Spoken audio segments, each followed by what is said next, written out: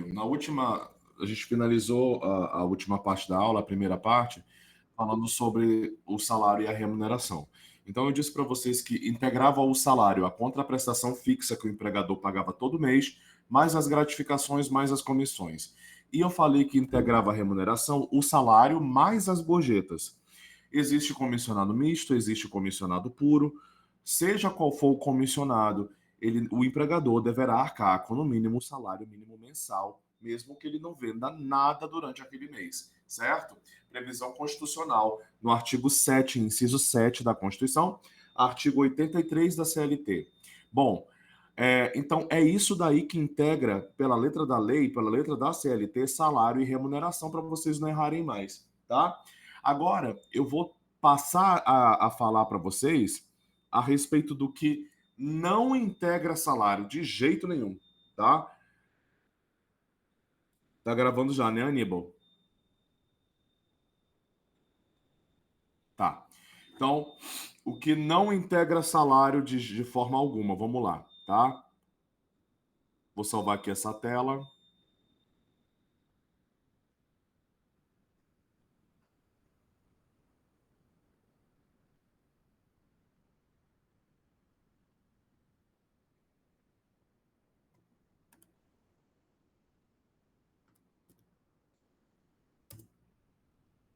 Vamos lá. Artigo 457, parágrafo 2º, tá?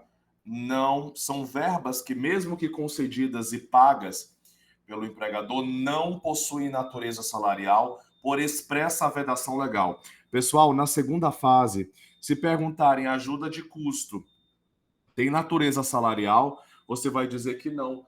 Ela não integra o salário. Por quê? Qual é a resposta que você deve dar? Primeiro, você vai dizer completo. Existem algumas respostas que a FGV ela não gosta que você seja muito direto, não, tá? Você tem que ser mais prolixo. Então, por exemplo, não basta dizer não, não integra salário. Não basta isso, tá? Você tem que dizer não, não integra salário, pois não possui natureza salarial, possui natureza indenizatória, por expressa vedação legal. Essa é a resposta. Não integra salário por expressa vedação legal. Essa é a resposta em prova, tá? Então você tem que ser completo na resposta. Não basta dizer não, não é salário não. Se não é salário, é o quê? É indenização, tá? E não integra salário por expressa vedação legal, ok? Então aqui, ó, não integra o salário. Vamos botar aqui.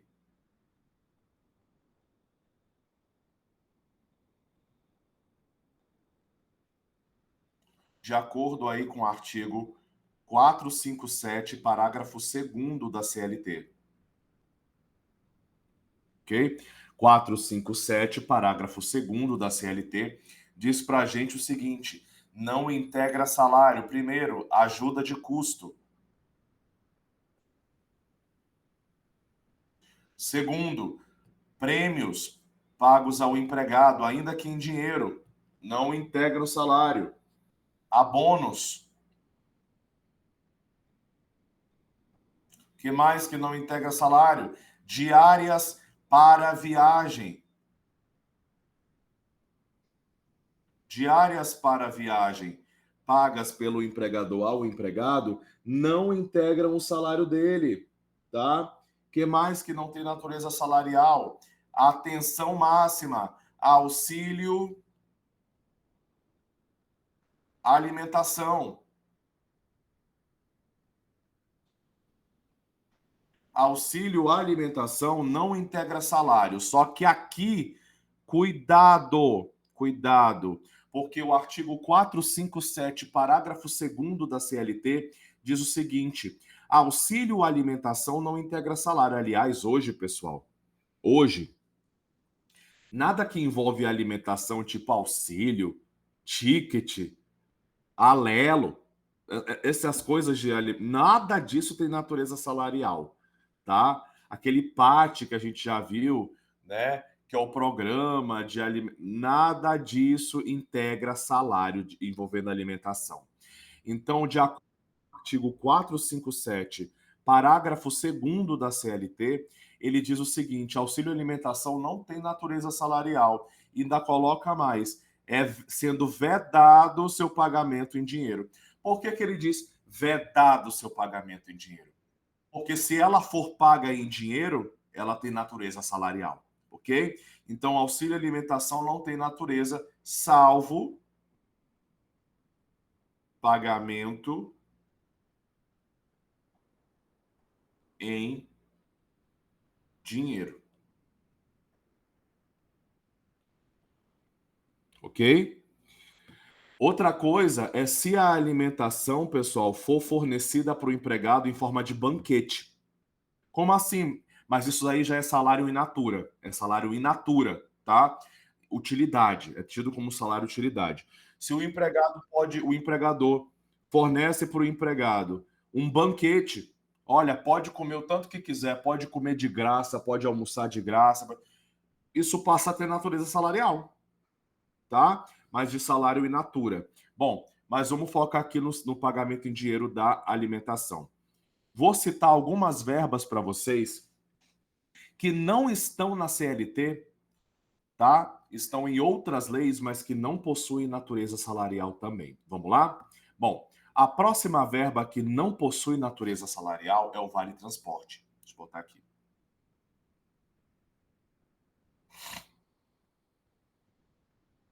Mesma coisa que a alimentação, tá? Vedado seu pagamento em dinheiro, porque se for pago em dinheiro, tem natureza salarial. Então, salvo pagamento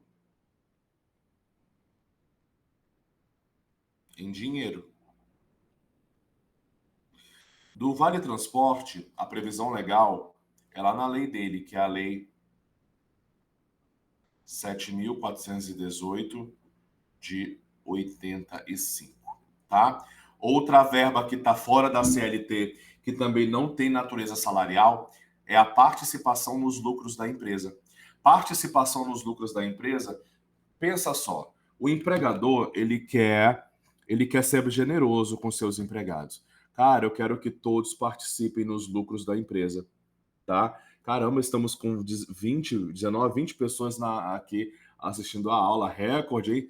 Na primeira aula tinha 13, hoje já tá a galera, né? Vamos lá. Participação nos lucros da empresa é assim, eu quero ser generoso com aí os empregados da minha empresa, tá? Então, eu vou pegar os lucros do ano todinho e eu, por exemplo, eu tive 400 mil de lucro. Eu vou pegar 10% desse lucro, 40 mil, e eu vou dividir entre todos os empregados.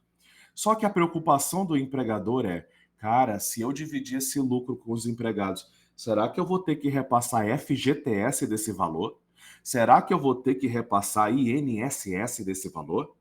O que você, como advogado da empresa, vai dizer? Não, não se preocupe, porque participação nos lucros da empresa não vai incidir FGTS.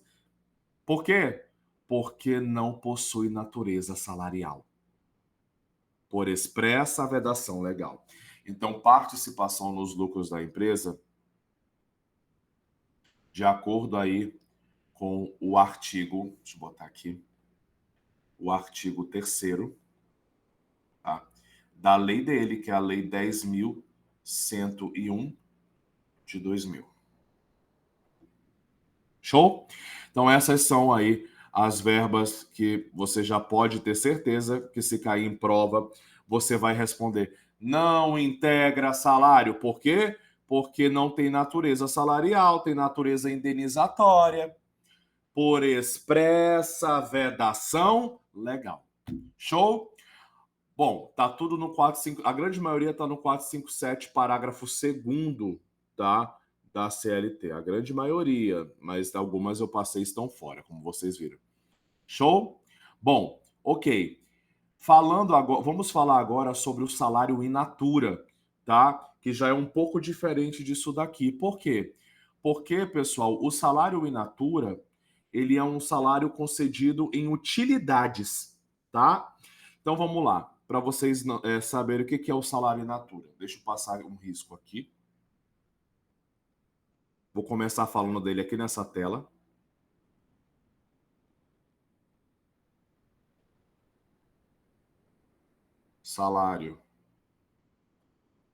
salário, utilidade ou in natura. Tá? Salário, utilidade ou in natura. Está previsto lá no artigo 458. Essa é a previsão legal do salário in natura, tá? 458 da CLT, 458 da CLT, 458 da CLT, ok? Bom, primeiro de tudo, o que é... Antes de eu falar do que é salário in natura, tá? O artigo 82 da nossa CLT, pessoal, o artigo 82, ele diz o seguinte: como é que o empregador pode pagar o salário do empregado em utilidades? Pode, mas tem limite? Tem limite, tá? Pessoal, o salário do empregado, de acordo com a própria CLT, pelo menos 30% do salário dele deve ser pago, tá? 30% em dinheiro. Os outros 70% podem ser pagos em utilidades. Ok? 30% do mínimo em dinheiro, os outros 70% em utilidades. O que é o salário in natura? Olha só, o salário in natura é aquele, vou te dar os requisitos, tá? Requisitos do salário in natura. Vamos lá.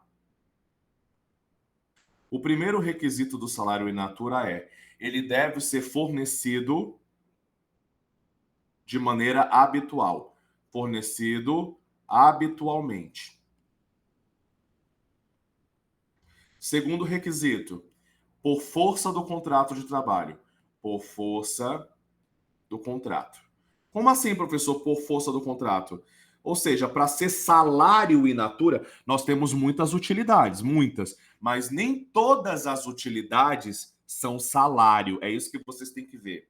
Por exemplo, plano de saúde, ele é uma utilidade, mas ele não é salário utilidade, ok? Então, nem todas as utilidades vão ser salário, tá? Então, primeiro, ele tem que ser fornecido habitualmente. Segundo, por força do contrato de trabalho, ok? O que é por força do contrato de trabalho? Ele tem que ser fornecido como se fosse realmente um salário, uma contraprestação pelo serviço que o empregado está fazendo. Ou seja, ele tem que ser fornecido pelo trabalho, ok? Por força do contrato de trabalho. Outra coisa, tá?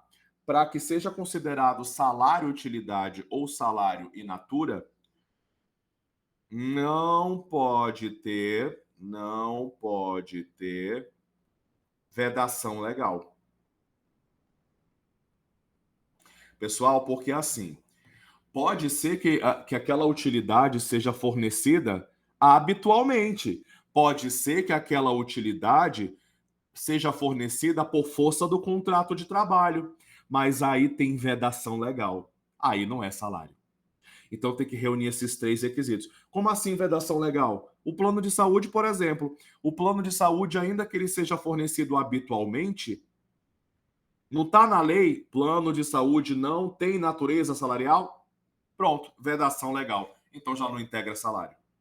O que mais de utilidade que tem vedação legal? Tá? Plano odontológico, ok? Então, se tiver vedação legal, olha se tem vedação legal, tá? Então, fornecido habitualmente, por força do contrato de trabalho, e não pode ter vedação legal.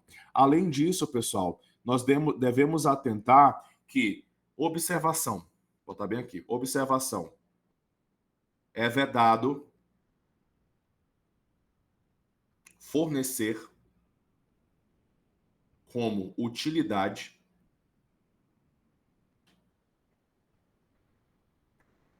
cigarro, bebidas alcoólicas ou drogas afins. Trabalha para mim que eu te forneço uma caixa de cerveja. Não pode, não pode fornecer, é vedado, tá? Como utilidade, certo? Então vamos repetir aqui. Requisitos: fornecido habitualmente, por força do contrato, não pode ter vedação legal, sendo vedado o fornecimento de utilidade como cigarro, bebidas ou drogas afins. Tirem print, eu também vou salvar essa tela, a gente vai continuar.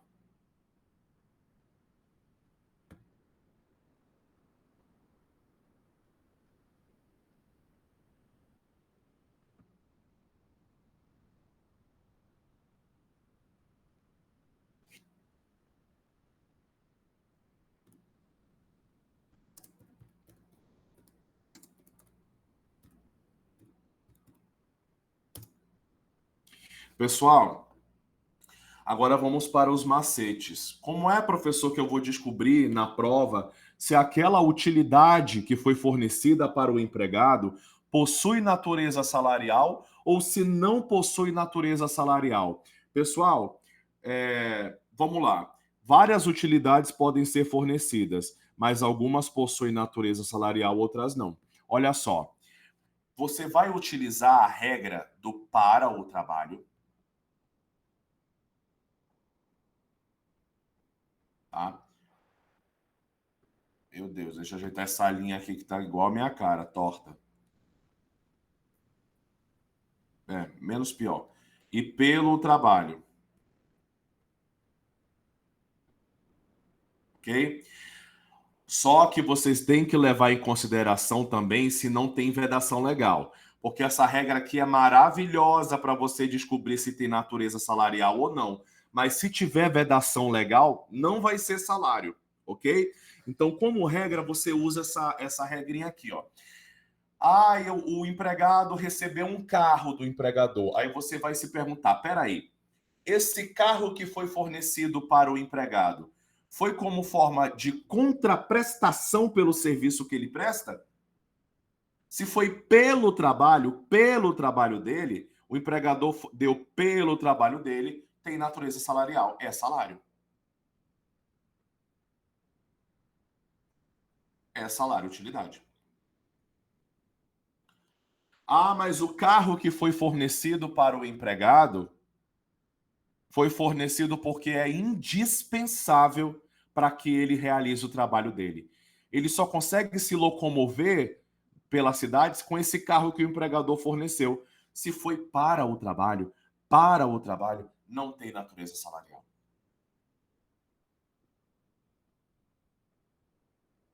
Já respondemos algumas questões assim na segunda fase, tá? Quem está respondendo as questões comigo em sala de aula, em casa, já deve lembrar que a gente já respondeu uma questão dessa, tá? Usando essa questão aí de para e pelo trabalho. Só que nem sempre isso vai ser. Ponham isso na cabeça de vocês. Nem sempre isso vai ser a regra máxima. Porque se tiver vedação em lei, não adianta você usar para ou pelo. A lei está dizendo que não é salário, então você vai pela lei, ok? Essa daqui é a regrinha básica, mas vamos lá. Existem algumas utilidades que a própria CLT diz para gente. Não é salário. É utilidade? É, mas não é salário. Quais são? Vamos lá. Tá? Artigo.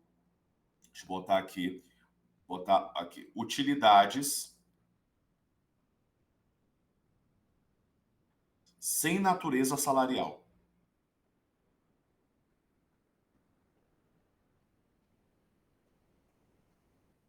Utilidades sem natureza salarial.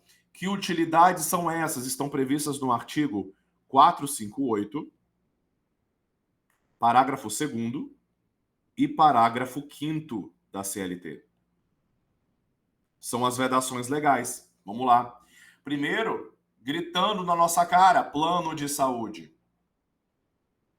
Como é a resposta em prova que eu tenho que colocar isso aqui?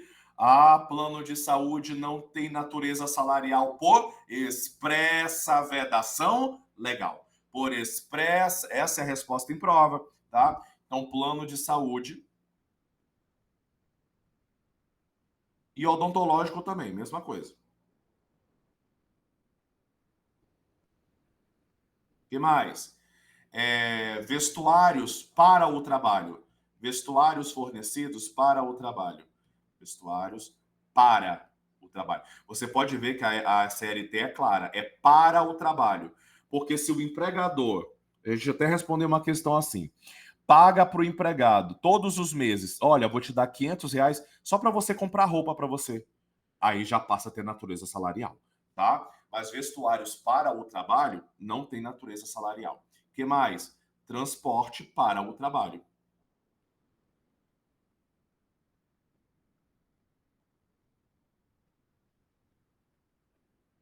Outra coisa, tudo que o empregador paga para o empregado, para educação do empregado. Como assim? O empregado está fazendo uma faculdade, ele precisa pagar a matrícula, a mensalidade, os livros, tudo que ele paga para educação do empregado não tem natureza salarial, ok? Que mais que não tem natureza salarial? Que grita para a gente lá, se forem fornecidas para o empregado, né, próteses, órteses, óculos, nada disso tem natureza salarial. Vale cultura,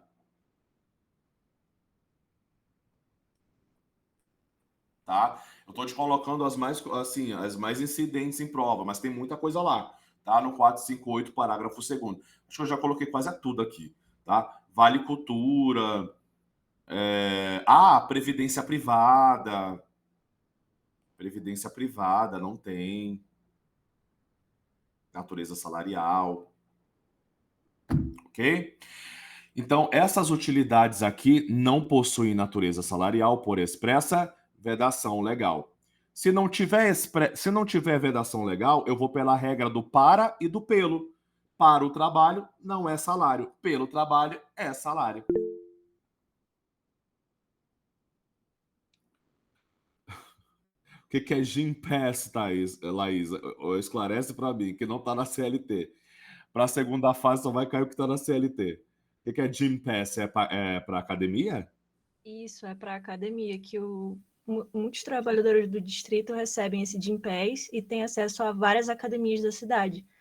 Só que tem que ver se é integrado no salário ou não, né?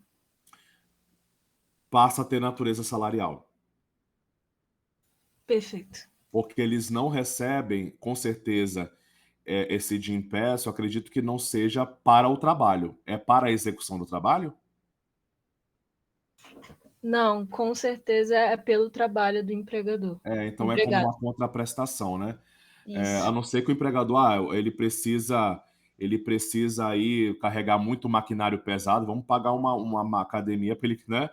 Mas se não for por isso, se for para a utilidade do dia a dia do empregador, do empregado, para ele ter um lazer, para ele fazer uma atividade física, é salário, tá? Professor, esse Oi. Gympass está sendo pago pelo distrito. Muitas fábricas do distrito estão pagando para todos os funcionários, tipo ticket de alimentação, só que é ginástica. Ah, legal, legal. O Gympass, ele não tem vedação legal, né? Ele não tem vedação legal. Então, se ele é fornecido assim para a utilidade dos empregados, para o lazer, aí passa a ter natureza salarial. Já a questão do ticket, como tem vedação legal, aí ele já não tem natureza salarial, né? Aí a gente pode utilizar aí para o Gympass, até achei legal isso daí, a questão do para ou do pelo, essa regrinha, para o trabalho ou pelo trabalho, tá? Bom, vamos lá. Pessoal, até aqui, entenderam? Dê um joinha aí para mim. Kézia Plácido. Laiane. A Laiane é uma moça muito ocupada, Laiane. A Laiane, eu vou me candidatar para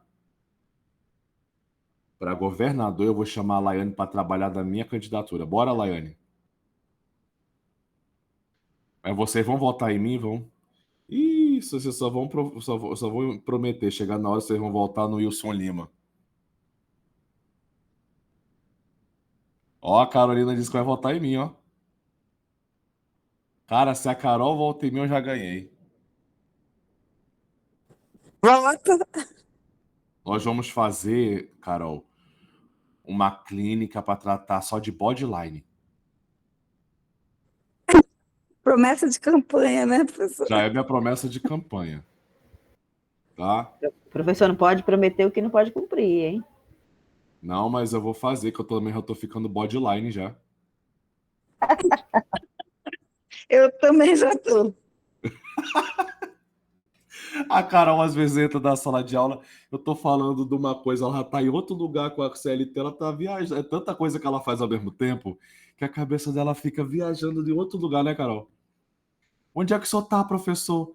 Ai, eu falei, meu amor, eu tô aqui nesse tópico, ela tá em outro tópico. Tadinha, eu fico com pena que ela trabalha muito e viaja e volta.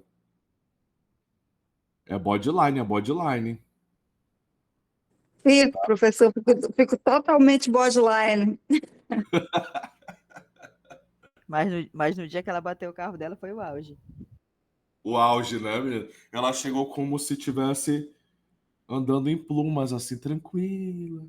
Sentou lá, olhou pra aula. Aí do nada ela levantou, ai, gente, tenho que ir embora, porque vocês acreditam que eu bati meu carro? Ele subiu em cima de não sei o que. E tu tá desse jeito tranquila? Como assim, né? Eu estaria assim, me tremendo todinho, mas enfim, vamos lá. Eu vou tocar na Carol pra pegar essa calmaria dela, sabe? Pra passar pra mim. Olha só, gente. Bom, vamos para a última parte sobre salário e remuneração, tá? A última parte é o seguinte, os descontos. Tá?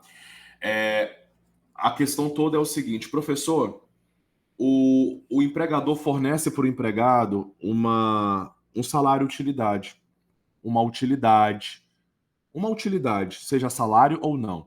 Pode descontar do salário do empregado? Pode. Por exemplo, o empregado, quando entra na empresa, primeira coisa que o empregador vai oferecer para ele é se ele quer aderir ao plano de saúde, o convênio da empresa. Ele não é obrigado a assinar, né? Mas ele vai lá e assina. Não vai descontar um valor mensal do salário dele? É uma utilidade, não é salário, mas é utilidade e pode descontar, tá? Só que tem limites de desconto, né? A CLT traz para a gente alguns limites, tá? Só que os limites que ela traz são os que vão cair em prova, então nem se incomode com os outros que não estão na letra da lei. Ela fala a respeito de alimentação e moradia fornecidas. Se a alimentação é fornecida ou moradia, qual é o máximo que o empregador poderá descontar do salário do empregado a respeito dessas utilidades, tá? Qual é o máximo? Então, aqui nós vamos falar a respeito disso, porque existe uma diferença de descontos para o trabalhador urbano, para o trabalhador rural e para o empregado doméstico. E eu vou colocar dos três aqui. Vamos lá. Olha só. Aí a gente já mata 3 coelhos com uma cajadada só. Em relação aos descontos pela utilidade fornecida, nós temos aqui do trabalhador urbano, nós temos o do rural e nós temos o do doméstico. Tá? Do urbano está no artigo 458, parágrafo 3º da CLT. Do rural está no artigo 9 da Lei 5889 de 73.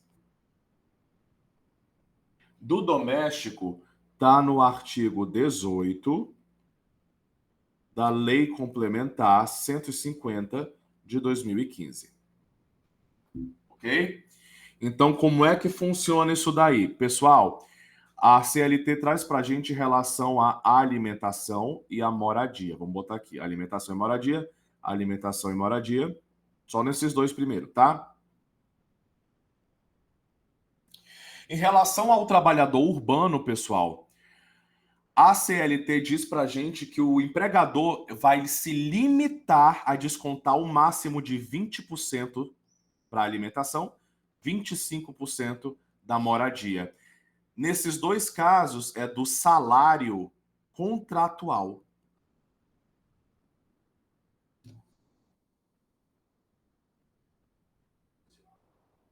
É do salário contratual, ok? Já para o trabalhador rural, você só vai inverter os percentuais. Alimentação, até 25%. Moradia, até 20%. E aqui é do salário mínimo.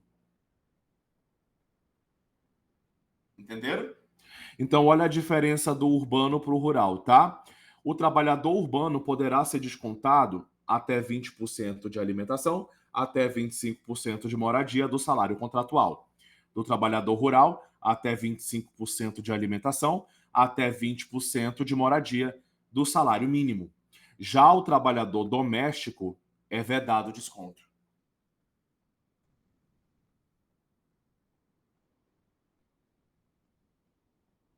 Tá? É vedado os descontos do salário do doméstico pelo empregador doméstico pelas utilidades fornecidas. Show? Finalizamos aqui mais um tema de salário e remuneração. Maravilha, grande o tema, né? Mas a gente conseguiu finalizar rapidinho, né? Assim com quadrinhos, macetes, dá para finalizar rapidinho. Show, pessoal? Vou pro próximo assunto, tá? Podem tirar print, vou salvar a tela aqui também.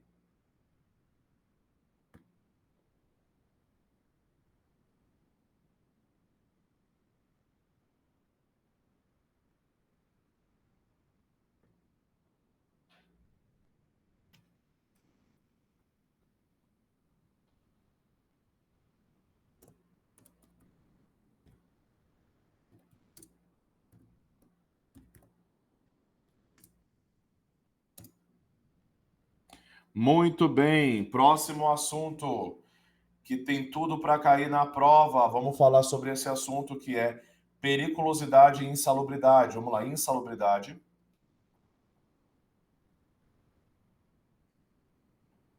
E periculosidade. Tá? Esse tema teve atualizações recentes na nossa CLT e eu vou resumir para você aqui tudo que pode cair, já caiu, que pode cair. Cara, já caiu muita coisa sobre insalubridade e periculosidade, tá? Então, eu vou tentar resumir aqui nessa aula. Olha só. Sobre insalubridade e periculosidade. Vamos começar com a insalubridade, tá? Aqui, insalubridade. Insalubridade, você vai lembrar que é quando o empregado trabalha exposto a agentes nocivos. É isso, tá? É quando ele trabalha exposto a agentes nocivos à sua saúde, tá? Vamos já falar dos percentuais da insalubridade.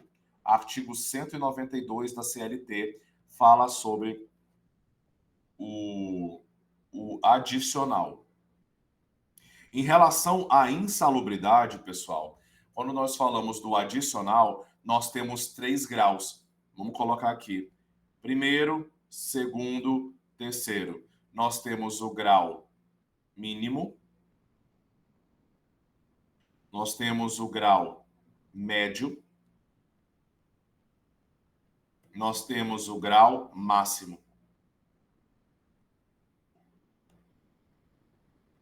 Tá? Então, insalubridade, nós temos 3 graus. Grau mínimo, grau médio, grau máximo. O grau mínimo da insalubridade é de 10%. O grau médio é de 20%. E o grau máximo é de 40%. Esses 3 graus aqui não são sobre o salário contratual. Incidem sobre o salário mínimo. Ok? Então, esses 3 graus, tanto o grau mínimo, quanto o grau médio, quanto o grau máximo, incidirão sobre o salário mínimo. Sobre o salário mínimo. Artigo 192 da CLT. Certo? Bom, vamos aprofundar sobre a questão da insalubridade. Pessoal, sempre, aliás, sempre não, mas em 98% dos casos, tá? aqui na segunda fase, quando nós estivermos fazendo um recurso ordinário, por exemplo, uma contestação, por exemplo, para constatar insalubridade ou periculosidade, é obrigatória, no caso, a perícia. Sempre pedir perícia. Artigo 195, caput e parágrafo 2º da CLT. O juiz não pode indeferir o pedido de perícia. Se ele indeferir perícia, o que você vai alegar lá no seu recurso ordinário? Uma preliminar de cerceamento de defesa, ok? Porque tem que ter perícia. Quando é que não vai ter perícia? Muito simples. Não vai ter perícia quando a própria lei diz que aquela pessoa tem que receber periculosidade, por exemplo. Exemplo, o motoboy. Pela lei, o motoboy não tem que receber periculosidade? Então já está na lei. Se ele trabalha como motoboy, não precisa de perícia para ele receber. Ok? O bombeiro civil está na lei. Ele vai receber periculosidade. Então, não precisa de perícia nesse caso. Tá?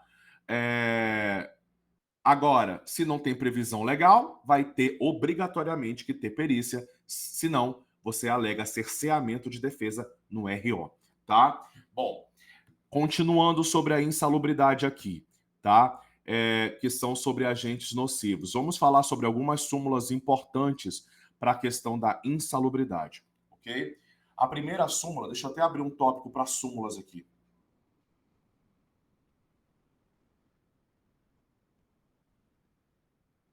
Aqui, jurisprudências.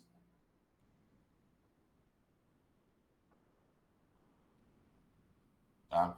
Pessoal, a primeira súmula, vou botar aqui, é a súmula 280 do TST. Eu quero muito que vocês abram nessa súmula agora aí na CLT de vocês, tá? Súmula 280 do TST. O que é essa súmula 280 do TST? Eu vou resumir aqui. O que a súmula 280 do TST fala? Vamos resumir. O juiz não está vinculado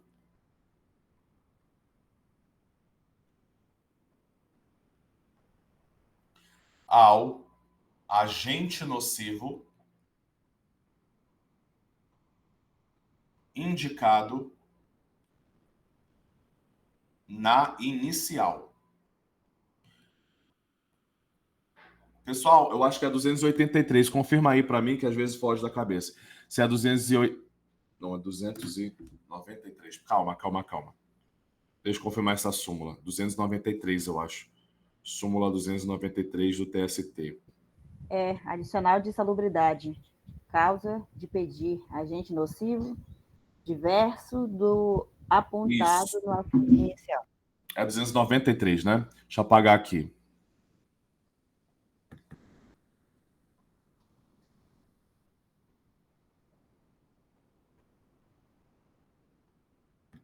Deixa eu botar aqui o certo. Súmula 293.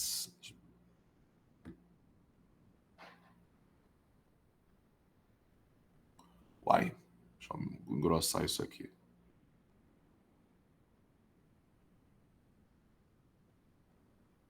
Tá? Ou seja, o juiz não está vinculado ao agente nocivo indicado na inicial. Como assim? O que significa isso? Muito simples, gente. Eu entrei com uma petição inicial, uma reclamação trabalhista. E na petição inicial, eu disse para o juiz o seguinte: eu quero receber insalubridade porque eu trabalho exposto a tal agente nocivo X. Aí vai ter perícia, certo? Bom, na perícia, ficou constatado que o agente que eu indiquei na petição inicial não existe. Mas o perito acabou achando outro agente nocivo. Aí eu te pergunto, o juiz pode acatar o agente nocivo que eu não indiquei na petição inicial ou ele está vinculado ao agente que eu indiquei? Pode sim, ele pode acatar. Súmula 293 do TST. O juiz não está vinculado a agente nocivo indicado indicado na inicial. Se tiver um agente diferente do que foi indicado, ele pode acatar, certo? Então, primeira súmula que despenca em prova. Segunda súmula, vamos lá. Deixa eu botar aqui. Letra B. Duas súmulas que caminham juntas. Súmula 80 do TST e súmula 289 do TST. Se puder, abram nela aí, tá?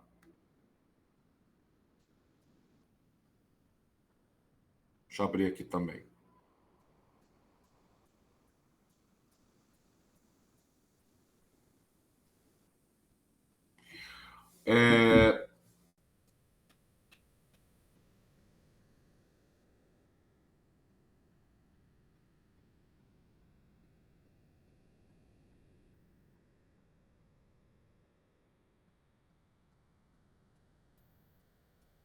Pessoal, o que é a súmula 80? Junto com a 289, elas batem na mesma coisa, na questão aí da neutralização. Neutralização, essa é a palavra, tá? Neutralização da insalubridade. O que é isso daí? O que eu vou falar para vocês também tem previsão legal no artigo, mesma previsão que está na súmula, está no artigo 191 da CLT, tá? Dá para utilizar os dois, as duas súmulas e o artigo, tá? O que essas súmulas falam? Muito simples. Pessoal, se for fornecido EPI para os empregados, tá? E o adicional de insalubridade ficar neutralizado, acabou extinguindo aí ou neutralizando, tá? A exposição do empregado à insalubridade, ao agente nocivo, por conta do EPI, dos equipamentos de proteção individual. Se acabou extinguindo, neutralizando, ele deixa de receber o adicional. Não será mais devido o adicional.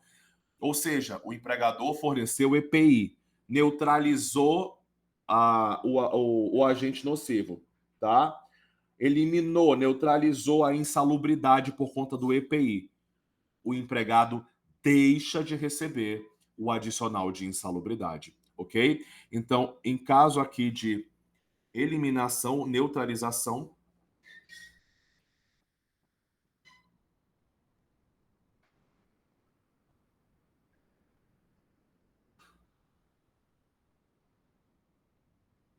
da insalubridade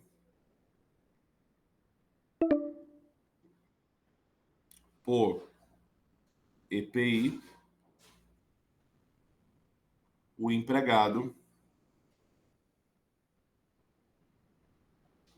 deixa de receber o adicional. Certo? Certo? Muito bem. Eu vou apagar essa tela, mas eu vou salvar. Tirem print se quiserem, tá?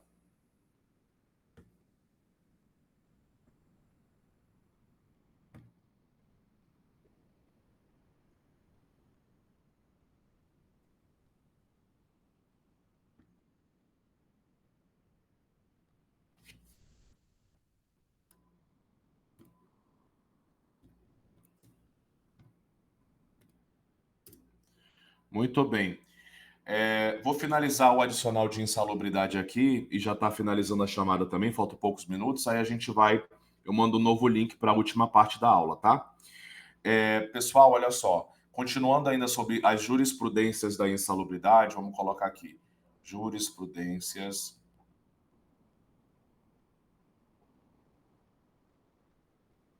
insalubridade. Outra súmula que eu quero que vocês vejam comigo oh, meu Deus, tô doido. Outra súmula que eu quero que vocês vejam é a súmula 448 do TST, tá? Súmula 448 do TST. Essa súmula, ela tem inciso 1 e 2, tá? Vamos ver essa súmula aqui, eu vou abrir também aqui. Súmula 448 do TST.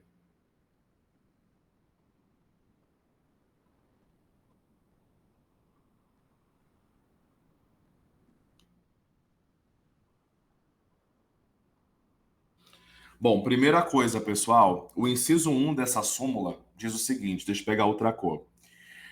O inciso 1 dessa súmula diz: não basta que o agente seja nocivo, ainda que ele seja considerado nocivo, para que o empregado receba adicional de insalubridade.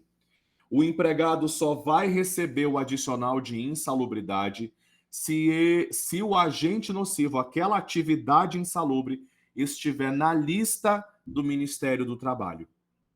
Ok?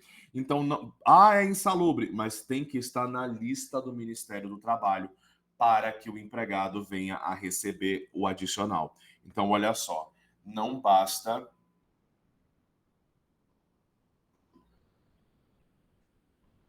a atividade ser insalubre.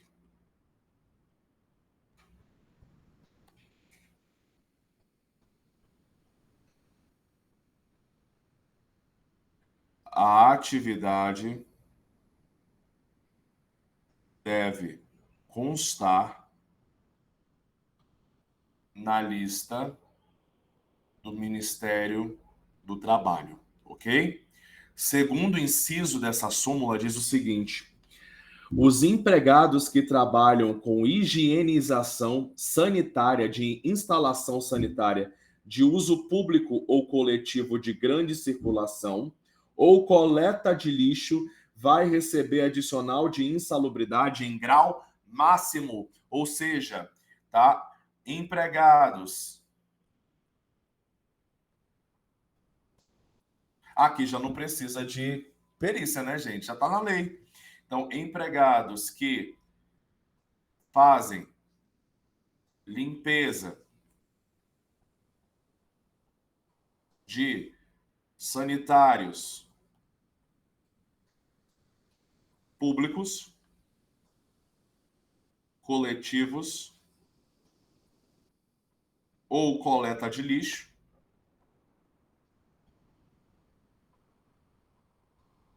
receberão insalubridade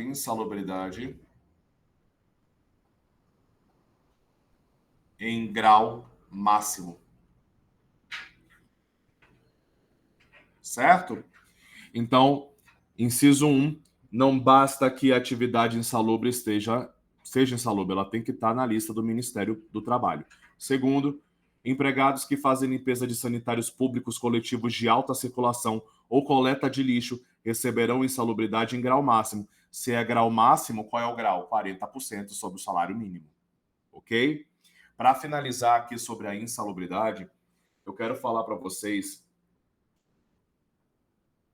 a respeito da súmula 47. Vamos lá. Súmula 47. Opa, deixa eu botar de preto. Do TST. Súmula 47 do TST e súmula 364 do TST. Pessoal, olha só. A súmula 47 do TST, ela fala só de insalubridade. Ok? Já a súmula 364, ela serve tanto para insalubridade como para periculosidade. Então, você já coloca aí que a súmula 364 do TST, ela serve para os dois, insalubridade e periculosidade. A questão é o seguinte: será que basta que a atividade seja exposta a agentes nocivos? Não. Será que basta que esteja na lista do Ministério do Trabalho? Não. Para você também receber insalubridade, pessoal, você deve se expor ao agente nocivo de maneira habitual ou intermitente. Habitual ou intermitente. Se você se expõe de maneira eventual ou tempo extremamente reduzido, você não receberá, tá? Ou seja, Patrick trabalha em uma empresa e uma vez por semana ele faz uma ronda no setor insalubre. Será que por eu fazer uma ronda uma vez por semana, eu levo 5, 10 minutos para fazer essa ronda em um setor insalubre? Eu vou receber a insalubridade? Claro que não. Porque eu faço a ronda, eu me exponho de maneira eventual e em tempo extremamente reduzido, tá? Então vamos lá. Para ficar mais fácil, vamos lá. Para receber a insalubridade, isso eu vou botar aqui, ó. Serve tanto para insalubridade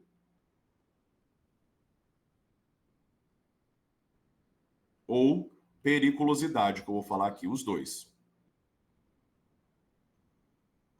Tá? Para você receber insalubridade ou periculosidade, vamos botar aqui. Exposição.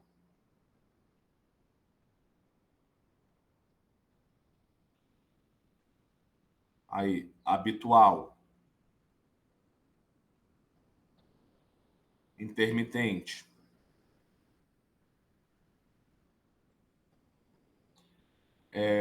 Eventual.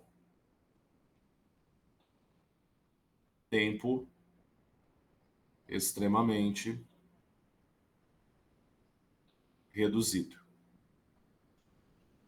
Então, vamos facilitar a nossa vida. Se eu me expor de maneira habitual, eu tenho que receber insalubridade ou periculosidade? Sim, faz o check. Pronto. Se eu me expor de maneira intermitente, eu tenho que receber insalubridade ou periculosidade? Sim, faz o check. Se eu me expor de maneira eventual? Não. Então, de vermelho faz o X. Se eu me expor em tempo extremamente reduzido? Não, X. Acabou. Ok? Faltam só 5 minutinhos aí para acabar. Eu vou mandar o link já já lá para vocês para a gente fazer a última parte da aula, tá?